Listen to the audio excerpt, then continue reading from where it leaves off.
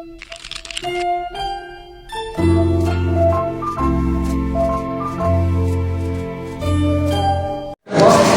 jadi di sini kita mau ikatan kimia. Di sini ada SF6. Kamu bisa konfigurasi elektron enggak? Yang kayak gini nih. 2, 8, Oh, iya. bisa 5, bisa. Sok. Cobain. Bisa. Sok. Ini kan? Iya, betul. 9-nya.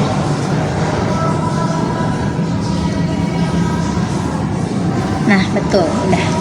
Di sini kan ini namanya indeks ya di sini tuh. Yang indeksnya kecil yang mana? Indeksnya kecil. Heeh. Antara ini. Oh, ini.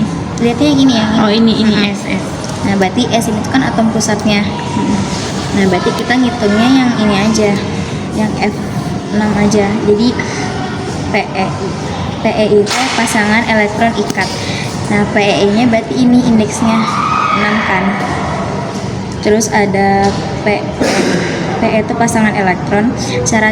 Cara taunya kamu tinggal jumlahin si 6 ini, si PEI-nya.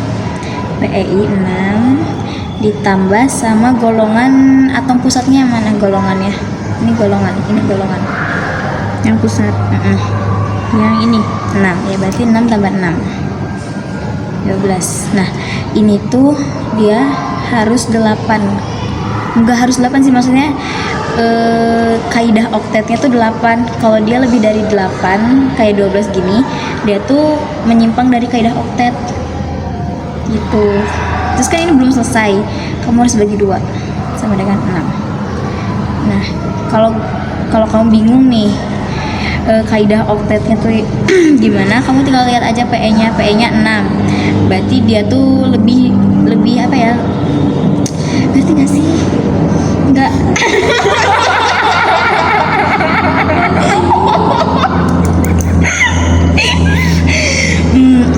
Ini kamu hitung dulu PE-nya. 6 tambah ini kan PEI ditambah si golongan atom pusatnya.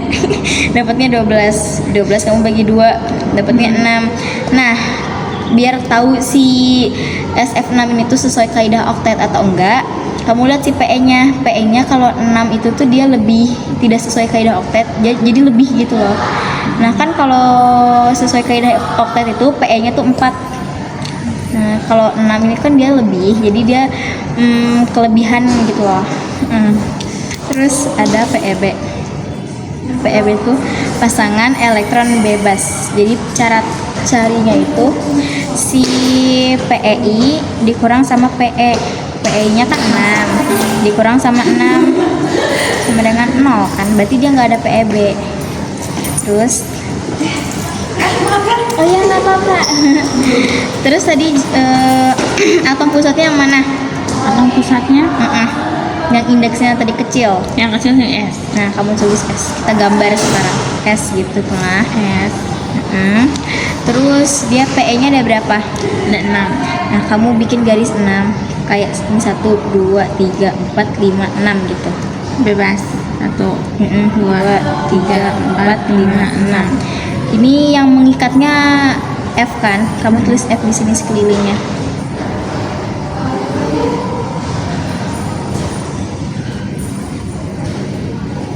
Nah, berarti si SF6 ini tuh senyawa nonpolar. Kamu tahu nonpolar sama polar gak? Tahu kan?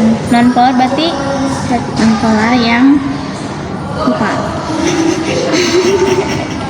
Berarti nonpolar itu tuh yang tidak larut dalam air. Kalau polar itu dia larut dalam air. Berarti dia senyawanya nonpolar. Karena di sini tuh nggak ada PEB. Cara kamu tahu ini tuh polar atau enggaknya dilihat dari PEB-nya. Nah, kan kalau misalkan ada PEB-nya 1, berarti dia polar. 2 dia polar, 3 dia polar banget gitu loh. Sesuai PEB-nya aja. Berarti ini nggak ada polarnya. Non-polar. Dia non-polar karena di sekelilingnya tuh ada F. Jadi dia tuh si S ini tuh kalau ada PEB-nya dia bisa keluar gitu, si S-nya bisa keluar. Kan kalau gak ada PEB dia kan dikelilingin sama F nih. Jadi si S-nya tuh nggak bisa kemana-mana. Jadi dia non-polar gitu. Terus sekarang ada yang namanya gaya antar molekul. Nih, gaya antar molekul. Nah, ini aja capek. Nah, gaya antar molekul yang pertama itu ada gaya London. Gaya London itu yang nonpolar sama nonpolar. Jadi dia tuh yang nggak bisa larut sama air sama yang nggak bisa larut sama air. Nah, awalnya tuh mereka tuh bentuknya kayak gini. Si elektronnya tuh seimbang gitu loh ngelilingin. Tapi kan dia tuh kan elektron tuh bergerak-gerak terus kan. Nah, terus dia tuh elektronnya jadi ngumpul di satu sisi, lebih banyak di satu sisi. Ini di sini sedikit. Nah, di sini tuh dia tuh udah jadi polar gitu loh. Nah, terus dia tuh bakal menginfeksi temennya yang bentuknya jadi kayak gini, awalnya kayak gini, jadi kayak gini juga. Nah, ini kan dia namanya dipol sementara karena dia tuh berubah sendiri kan. Nah, ini namanya dipol induksian karena dia diinduksi temennya buat berubah jadi kayak gini. Nah, udah kayak gini, dia kan ada plus minusnya juga nih. Nah, terus mereka tinggal saling tarik menarik aja. Ini min berarti dia sama plus, jadi saling tarik menarik gitu loh. Saling tarik tarikan. Terus yang kedua tuh ada gaya dipol induksi. Nah, gaya dipol induksi itu senyawa nonpolar sama polar. Nah, yang ini kan polar, ini nonpolar. Berarti dia tuh yang polar ini tuh bakal nginduksi temennya yang nonpolar biar berubah bentuknya kayak gini. Nah, setelah berubah bentuknya mereka tinggal tarik menarik kayak gini. Udah gitu doang. Terus yang gaya dipol dia tuh polar sama polar. Jadi mereka bentuknya udah kayak gini. Terus mereka tinggal tarik menarik aja. Terus yang yang keempat ada gaya hidrogen. Nah, kan namanya hidrogen. Berarti senyawa hidrogen itu harus bereaksi